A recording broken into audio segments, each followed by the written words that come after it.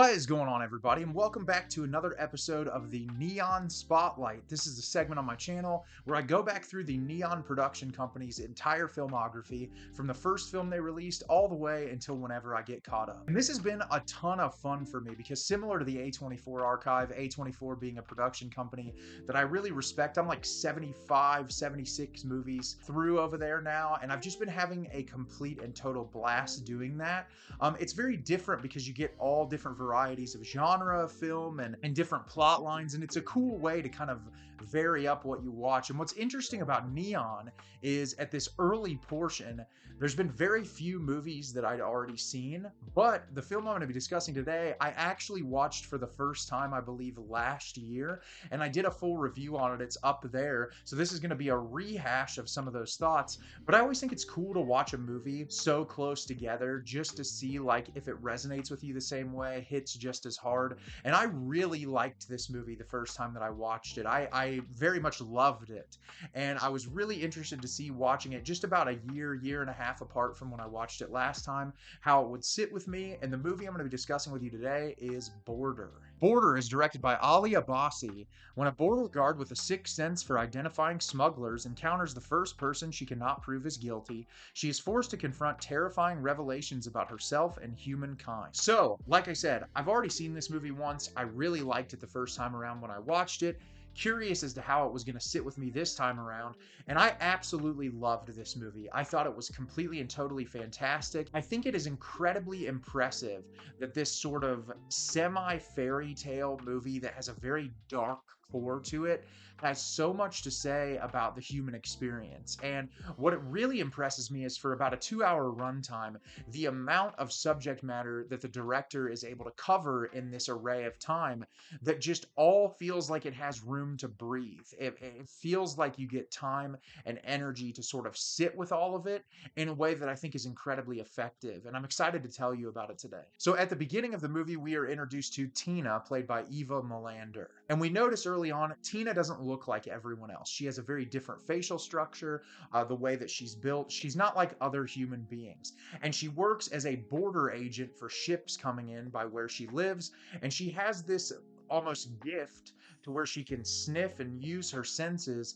to detect whether or not people are smuggling things in that they're not supposed to. And she says that she can sort of feel their guilt and their shame in what they're doing. And early on, she actually catches someone who's trying to smuggle in child pornography, and she ends up assisting the people in the community trying to hunt down this ring. And that's how we start in the movie, and we see that she lives in the middle of the woods with her boyfriend, who the two of them, they don't seem super close. It's almost like she's just living with him for some kind of companionship. She talks about how she's not able to engage in physical intimacy because of something that the doctors told her about the way that she was born. And so we get information, and we see her in nature, and she's very at one with nature, to where animals will just come up with her and she could be close to them. And so we get that dynamic about her early on. And one day when she's at her shift, Vor, played by Iro Milanov, comes through her little border stop, and she sniffs him and immediately feels like something is wrong. But when they take him back, they can't find anything, and he continuously starts coming around and talking to her, and he looks like her. So clearly whatever background they both come from is very similar, and the two of them start spending time together and eventually form a relationship. And the entirety of the film is after Tina meets Vor, her learning about where she came from and trying to embrace her truest identity. So like I said, I absolutely adore this movie. I think it is incredible, and that's for a multitude of reasons. For starters, the performances in this movie from top to bottom are amazing. I love just the subtlety and the nuance in a lot of the performances in this, especially Tina's character.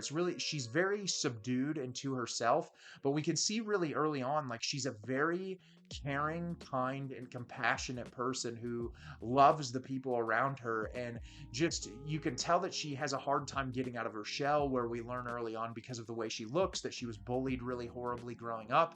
And watching her sort of embrace her identity and come to love herself It's just one of the greatest arcs of the movie, and I think it's because of her performance that it makes it really resonate very strongly. And like I said, everyone else in the movie does a really phenomenal job. The cinematography in this is absolutely breathtaking. There are so many beautiful shots in this movie, lingering on specific imagery that really give you as a viewer time to sit back, think, and reflect on the subject matter that the director is trying to convey to you.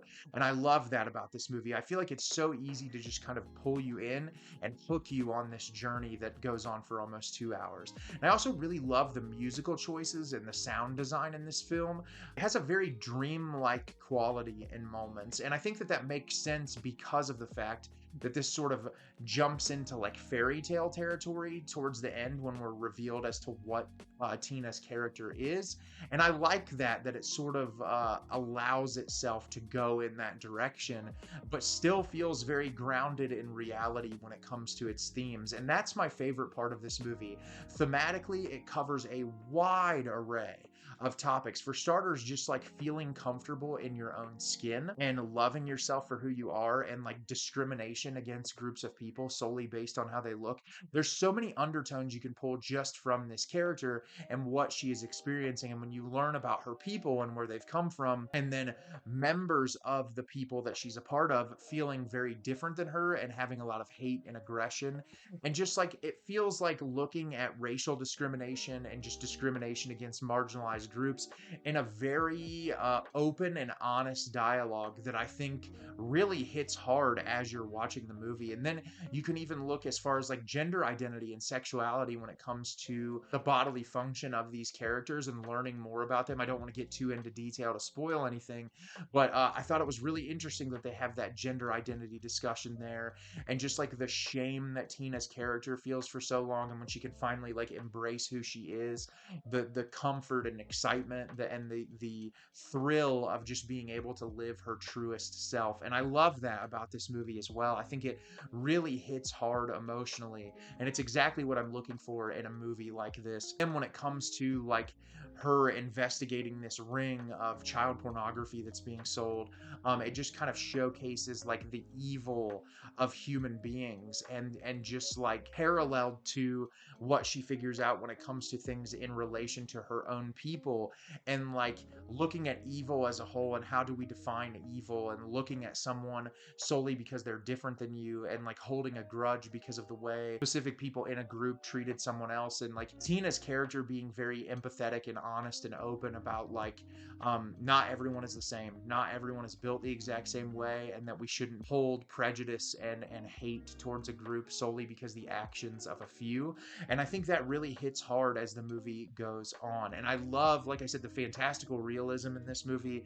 Where it goes in the third act just really took me by surprise, and I loved it. And I think the relationship between the lead character and nature too, there's just something really beautiful there, and just all of that culminates into this really powerful emotional gut punch of a third act. It's just a really remarkable movie, and this is easily one of my favorite films that I've seen in Neon's catalog so far. It's really interesting to watch movies in Neon's filmography early on, especially because of just the wide array of different genres and movies that they funded. It's just really interesting to see, and I think if you haven't watched this movie before, you 100% should take the time to do so. So have you seen Border? Did you love it? Did you hate it? Leave me a comment down below and let me know what you thought. I thought this movie was incredible. I loved it, and I will be very excited to revisit it again in the future. As always, if you can like the video and subscribe to the channel, helps me out a lot and lets me know the type of content you're looking for. I'm always putting out new material and look forward to getting more out for you in the near future. And as always, everyone, thank you so much for watching, and have a great rest of your day.